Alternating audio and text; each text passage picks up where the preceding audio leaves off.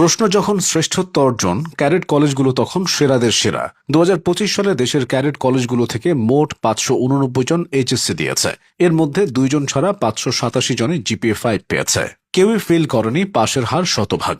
কিন্তু রেজাল্ট ধসের মধ্যেও ক্যাডেট কলেজগুলো কিভাবে এমন সাফল্য পেল? আছে একাধিক কারণ। সেই কারণগুলো জেনে নিন। ক্যাডেটদের সাফল্যের শুরুটা হয় একেবারে গোড়া থেকে, অর্থাৎ ভর্তি প্রক্রিয়ার মাধ্যমে। হাজার হাজার মেধাবী শিক্ষার্থীর মধ্য থেকে মাত্র 50 জনকে বেছে নেওয়া হয় প্রতিটি কলেজে। লিখিত, মৌখিক এবং শারীরিক পরীক্ষার মধ্য দিয়ে মানসিক এবং শারীরিকভাবে সবচেয়ে যোগ্য শিক্ষার্থীদেরই নির্বাচন করা হয়। দেশের মোট 12টি ক্যাডেট কলেজে প্রতি বছর কম বেশি 600 জন বাছাইকৃত শিক্ষার্থী সপ্তম শ্রেণীতে ভর্তি করা হয়। এর মধ্যে প্রায় 450 জন ছেলে এবং 150 জন মেয়ে ভর্তির সুযোগ পায়। ক্যাডেট কলেজের নজর কাড়া সাফল্যের দ্বিতীয় কারণ হল সেনাবাহিনী দ্বারা পরিচালনা। বর্তমানে দেশে 9টি পুরুষ ক্যাডেট কলেজ এবং 3টি মহিলা ক্যাডেট কলেজ রয়েছে।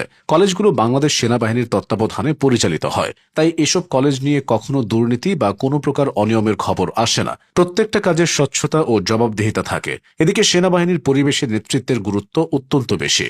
ফলে প্রত্যেকটা কলেজ থেকে শিক্ষার্থীদের নেতৃত্বমূলক দায়িত্ব দেওয়া হয়, যেমন টিম লিডার, হাউস ক্যাপ্টেন ইত্যাদি, যার মাধ্যমে তারা ছোট থেকে নেতৃত্ব, সমন্বয় এবং সিদ্ধান্ত গ্রহণের ক্ষমতা শেখে। ক্যাডেটদের সাফল্যের তৃতীয় এবং সবচেয়ে গুরুত্বপূর্ণ কারণ হল নিয়ন্ত্রিত এবং সুশৃঙ্খল জীবন ব্যবস্থা। একজন ক্যাডেটকে ভোর থেকে শুরু করে রাতে ঘুমাতে যাওয়ার আগ পর্যন্ত একটি কঠোর রুটিন মেনে চলতে হয়। ক্যাডেট কলেজে প্রতিটি দিন শুরু হয় সময় মতো ঘুম থেকে ওঠা, নিজ হাতে বিছানা গোছানো, পরিপাটি ইউনিফর্ম পরা এবং নির্ধারিত সময়সূচি অনুযায়ী ক্লাস সহ অন্যান্য কার্যক্রমে অংশগ্রহণের মাধ্যমে। পুরো সিস্টেমটাই এমনভাবে সাজানো হয়েছে যাতে একজন শিক্ষার্থী সময়ের সর্বোচ্চ ব্যবহার শেখে।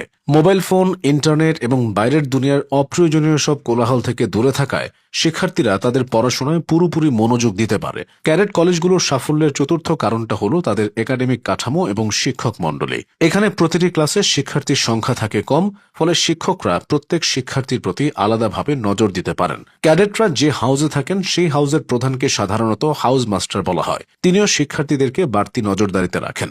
শুধু সিলেবাস শেষ করাই ক্যাডেট কলেজগুলোর উদ্দেশ্য থাকে না, বরং প্রতিটি বিষয়কে সহজ এবং বোধগম্য করে তোলাই হয় মূল লক্ষ্য। নিয়মিত পরীক্ষা এবং মূল্যায়নের মাধ্যমে শিক্ষার্থীদের প্রস্তুতিকে সবসময় শানিত করে তোলা হয়। একজন শিক্ষার্থী কোনো বিষয়ে দুর্বলতা দেখালে তার জন্য অতিরিক্ত ক্লাসের ব্যবস্থা করা হয়। এখানকার শিক্ষকরা একজন গাইড বা পরামর্শকের ভূমিকাও পালন করেন। অনেকেই মনে করেন ক্যাডেট কলেজ মানে শুধু পড়াশোনা আর কঠোর শাসন, কিন্তু বাস্তবতা ভিন্ন।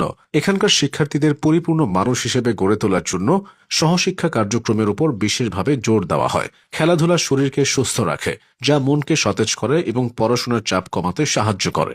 বিতর্ক, বক্তৃতা, সঙ্গীত এবং অন্যান্য সাংস্কৃতিক চর্চা তাদের সৃজনশীলতাকে বিকশিত